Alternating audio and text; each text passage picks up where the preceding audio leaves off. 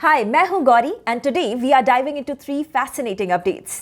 एक Indian pharma company जो कभी नियर बैंकरप्सी के एज पर थी, अब 18,000 करोड़ रुपीस की एक्विजिशन डील करने जा रही है। क्या यह एक्विजिशन उसे डायरेक्ट टॉप 5 फार्मा जायंट्स की लीग में ले जा सकता है? कल से आईटी सेक्टर के Q1 रिजल्ट्स आने वाले हैं। So what are the indicators? क्या ग्लोबल अनसर्टेनिटी से अर्निंग्स पे इंपैक्ट आएगा या ये क्वार्टर में उन्हें एक नया मोमेंटम मिलेगा?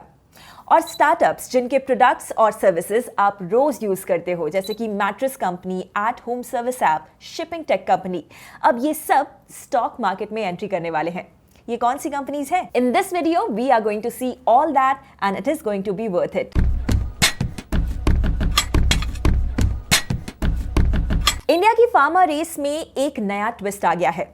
टोरेंट फार्मा, जो खुद एक टर्न अराउंड लेजेंड है, अब एक और बोल्ड मूव ले रहा है। जेबी केमिकल्स को 18,000 करोड़ रुपीस से ऊपर की डील में एक्वायर करने की प्लानिंग।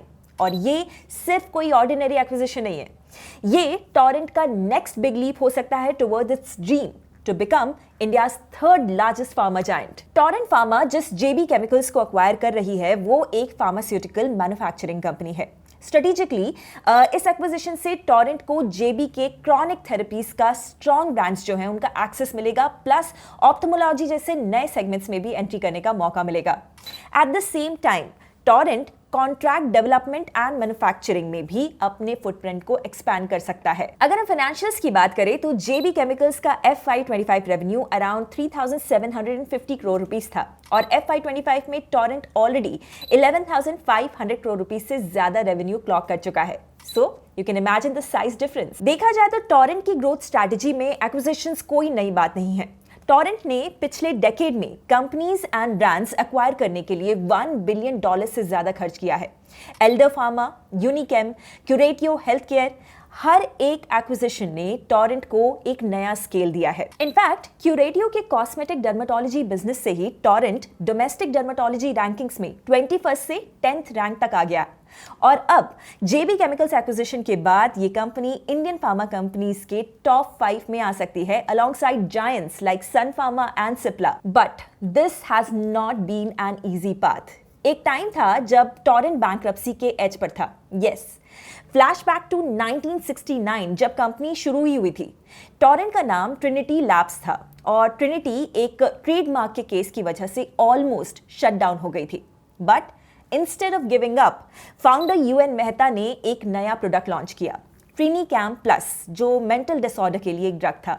और यहीं से शुरू हुआ टोरेंट की नीश मार्केटिंग स्ट्रैटेजी। इसके बाद कंपनी ने कार्डियोवैस्कुलर और सेंट्रल नर्वस सिस्टम ड्रग्स में एक्सपैंड किया। टोरेंट का पहला इंटरनेशनल मार्केट एक्सपेंशन USSR से हुआ, जहां पर टोरेंट ने फर्स्ट मूवर एडवांटेज लेके कुछ ही सालों में 170 करोड़ रुपए तक का एक्सपोर्ट बिजनेस बिल्ड कर लिया। लेकिन सोवियत यूनियन के टूटने के बाद उनका 90% एक्सपोर्ट बिजनेस जीरो हो गया। फिर लीडरशिप ली मेहता ब्रदर्स ने, समीर और सुधीर, और उन्होंने कंपनी को रिवाइव किया, डाइवर्सिफाई किया इनटू पावर सेक्टर और फार्मा बिजनेस को नई जियोग्राफीज जैसे कि ब्राजील और US में ले गए। इंडियन मार्केट में भी उन्होंने डबल डाउन किया। आज टोरेंट फार्मा एक स्ट्रॉन्ग प्लेयर है with a diversified portfolio and a history of strategic acquisitions. JB chemicals का प्रपोज एक्विजिशन उसी जर्नी का एक अगला लॉजिकल स्टेप लगता है। अगर ये डील सक्सेसफुल होती है तो टोरेंट की मार्केट पोजीशनिंग और भी स्ट्रॉन्ग हो सकती है, potentially placing it among the top Indian pharma companies. लेकिन जैसे हर लार्ज एक्विजिशन के साथ होता है, इंटीग्रेशन और एग्जीक्यूशन की चैलेंजेस होने वाले हैं और वो देखना अभी बाकी है। टोरेंट जेबी डील के इंपैक्ट के लिए तो हमें थोड़ा सा वेट करना होगा, बट Q1 रिजल्ट्स के लिए बिल्कुल भी नहीं। Yes, it is that time of the year. Quarterly results का सीजन वापस आ गया है और इस बार Q1 FY26 अर्निंग्स का कर्टन रेजर होगा आईटी सेक्टर के साथ। TCS और टाटा एलेक्सी 10th जुलाई को अपने नंबर्स को रिपोर्ट करने वाले हैं और फिर अगले हफ्ते take Mahindra, L&T, take services जैसे नाम लाइंड अप है।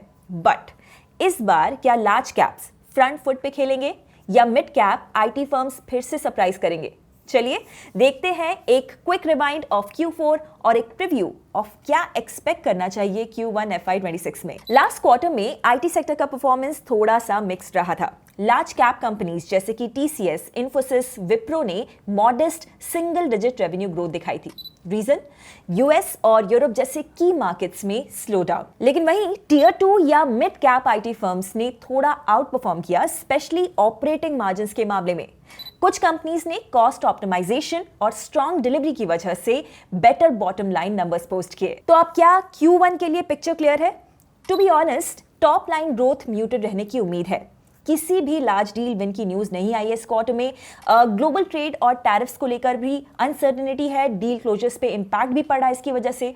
टीसीएस जैसी कंपनीज के लिए एक और कंसर्न है बीएसएनएल जैसे बड़े क्लाइंट का लॉस, जो कि रेवेन्यू नंबर्स को ड्रैग कर सकता है। बट हर चीज ग्लूम डूम नहीं है। एक्सेंचर का रिजल्ट ने थोड़ी सी होप जरूर दी है, specially segment wise growth in banking, energy और हेल्थ केयर, जो कि आईटी फर्म्स के टॉप लाइन को कुशन दे सकते हैं। ऑल्सो ये भी ध्यान रखिए कि पिछले क्वार्टर के स्टार्स टियर 2 आईटी फर्म्स इस बार थोड़ा सा प्रेशर में हो सकते हैं, क्योंकि उनका मेजर एक्सपोजर है ऑटो, रिटेल और कंज्यूमर फेसिंग सेक्टर्स में, जहां पर डिमांड थोड़ा सा सॉफ्टन हो रही है। हाँ, नॉन कंज्यूमर सेगमेंट्स जैसे कि हेल्थ केयर या फिर इंडस्ट्रियल्स शायद इतने इंपैक्टेड ना हो, और कांस्टेंट करेंसी टर्म्स में अगर गेन्स आए तो वो ओवरऑल इंपैक्ट को ऑफसेट कर सकते हैं। तो Q1 FY26 आईटी सेक्टर के लिए एक ट्रिकी क्वार्टर हो सकता है। लार्ज कैप्स के लिए कंसोलिडेशन फेज, मिड कैप्स के लिए करेक्शन का टेस्ट। मार्केट का मूड अब रिजल्ट ड्रिवन होगा। So, whether you are a trader watching sectoral rotation या investor looking for value picks, IT earnings is where you should keep your eyes this week. Let's see who logs in with the strongest numbers. तीसरे update में we are going to talk about new 8 startups that are coming up with an IPO soon.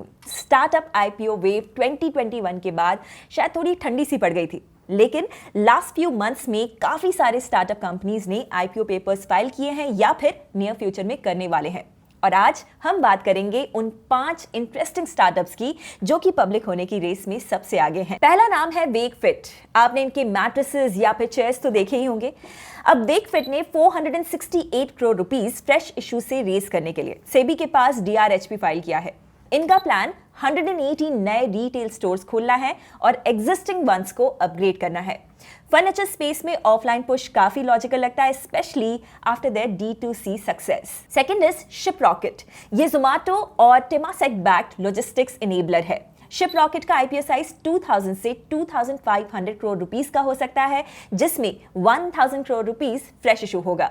ये company उन e-commerce sellers के लिए backbone बन गई है जो कि पैन इंडिया शिपिंग और वेयर हाउसिंग चलाते हैं, specially post Covid D2C boom के बाद। Third is urban company. आपने कभी सैलून एट होम या फिर AC सर्विसिंग बुक किया हो तो चांसेस हैं कि आपने UC ऐप को यूज किया होगा।